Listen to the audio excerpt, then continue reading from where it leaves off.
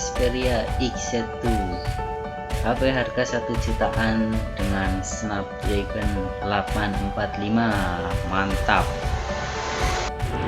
Halo, assalamualaikum warahmatullahi wabarakatuh. Kali ini saya akan sedikit sharing pengalaman saya menggunakan Sony Xperia X1 selama 1 bulan ya.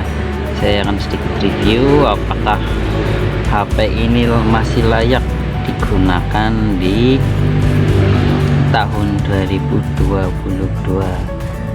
Oke, kita lihat dulu di HP-nya ya. Kalau lihat HP-nya lumayan unik ya, bentuknya seperti ini, meski panjang dengan ukuran 5,7 in, tipe LCD-nya tipe IPS dengan kerapatan layar 442.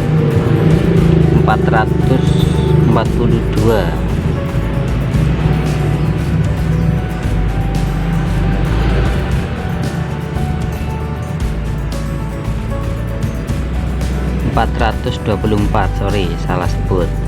Dan dengan touchscreen terproteksi Corning Gorilla Glass 5 ya. Untuk di sebelah atas sendiri ini ada kamera, sensor, LED, dan speaker. Di bawah sendiri, di sebelah bawah ada tulisan Sony, dan ada speaker juga. Di sebagian samping ada tombol power, tombol volume, dan tombol kamera. Ciri khasnya Sony ya, seperti ciri khasnya Sony pada umumnya itu ada tombol kameranya, ya. Oke, ke bagian belakang. Di bagian belakang ini ada fingerprint, kamera, sensor, dan flashlight, sensor NFC ya juga ya, logo NFC. Ini adalah serinya, seri SoftBank, dan di bawah ada tulisan Xperia.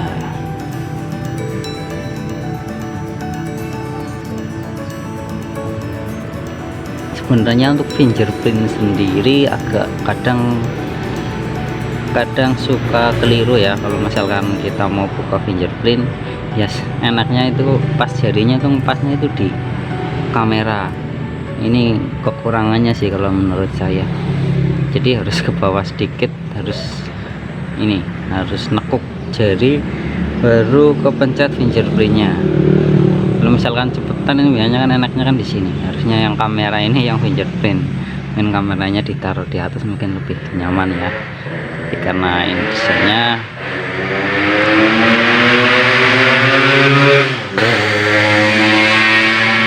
oke, kita ke bagian atas. Di bagian atas ada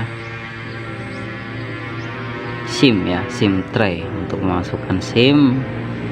Kemudian ada mic. Di bagian bawah ada mic dan USB Type-C.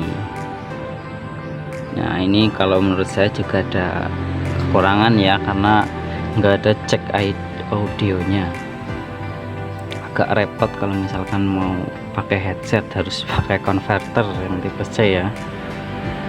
Oke, kalau untuk performa selama ini lumayan ya, karena menggunakan chipset Snapdragon 845, 10 nanometer, RAM 4GB, internal 64GB. Ini saya pakai yang 64GB ya, dan serinya UFS 2.1. jadi kalau untuk performa sih masih lumayan lah, buat sosmed, buat channel YouTube itu masih lumayan. Kalau buat game sendiri saya kira masih lumayan lah, udah lancar kalau buat game ya. Kemarin tes Mobile Legends juga lancar. Ini buat game offline Need for Speed Most Wanted juga oke ya. Kita coba sebentar.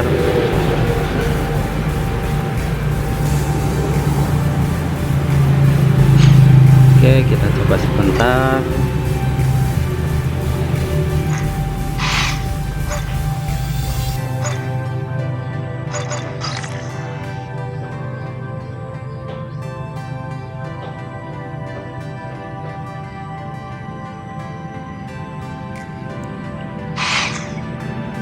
Kalau untuk game sendiri lancar-lancar saja ya, karena Snapdragon 845 memang untuk game sudah lumayan support.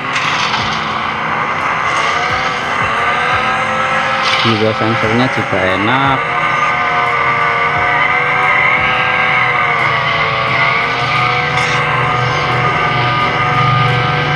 Dengan ukuran layar 4,5 in saya rasa nyaman lah buat main game, nggak terlalu gede nggak terlalu kecil. Dan untuk edit-edit video juga sudah lumayan enak ya pakai KineMaster. Untuk kalian yang suka edit-edit video bisa edit-edit dengan KineMaster ya. Ini lumayan enak buat edit-edit, dan untuk ekspornya pun lumayan cepat dibandingkan dengan HP-HP keluaran sekarang ya, sudah lumayan lah bisa mengikuti. Untuk sosial media juga lancar karena layarnya IPS HDR, jadi lumayan tajam ya, lumayan enak walaupun belum AMOLED, cuman ya lumayan. Nah, kalau untuk hasil videonya bisa dilihat ya seperti ini, bisa dilihat untuk hasil videonya. Untuk fotonya juga bisa dilihat. Nah,